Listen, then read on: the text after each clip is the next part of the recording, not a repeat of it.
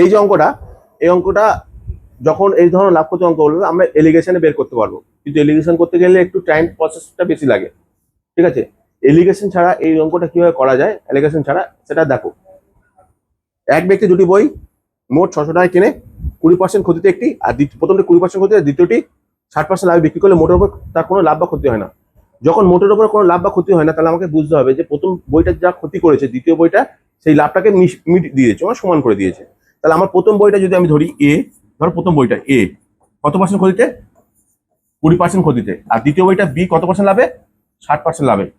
এই দুটোকে যদি ধরি তাহলে বলছে এর উপরে কোনো লাভ ক্ষতি হয়নি, 20% ক্ষতিতে যা হয়েছিল 60% লাভে বিক্রি করে মোট সমান করে দিয়েছে। তাহলে আমাকে এখানে মাথায় রাখতে হবে এই দুটো সমান, এর অনুপাত বের করা কি জানি আমরা, ঘুরিয়ে দিলে অনুপাত।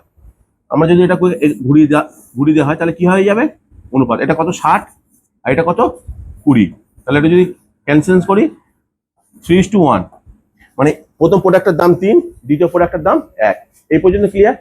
এবার আমরা এইটাকে টোটাল কত হচ্ছে 4, এগুলো তোমার মুখে মুখে ক্যালকুলেশন করতে হবে, ব্রেনেই ক্যালকুলেশন হয়ে যাবে, ফোন মানে খাতা পেনের দরকার নেই। 4 মোট প্রোডাক্ট কত 600 টাকা দাম, 600/4 মানে কত হলো 150 টাকা। এবার আমার কি জানতে চেয়েছিল যে প্রথম বইটির ক্রয় মূল্য কত, তাহলে 1 সমান যদি 150 হয় 3 সমান কত হবে 450 টাকা। তাহলে প্রথম বইটার দাম কত 450 টাকা, অপশন সি। দেখো কত সোজাভাবে অঙ্কটা হয়ে গেল। এলিগেশন করতে গেলে হবে, এলিগেশন করলে হবে, কিন্তু সময় সাপেক্ষে। এটা একটা কোনো ব্রেনে রাখতে হবে যে দুটো যোগ করে মোট অ্যামাউন্ট দিয়ে ভাগ করে দিলে আমরা অঙ্কটা পেয়ে যাবো। তাহলে অঙ্কটা যদি ভালো লেগে থাকে চ্যানেলটাকে লাইক ফলো শেয়ার করো বেশি বেশি করে, তাহলে আমি আরো বেশি ভালো অঙ্ক তোমাদের জন্য আনতে পারবো।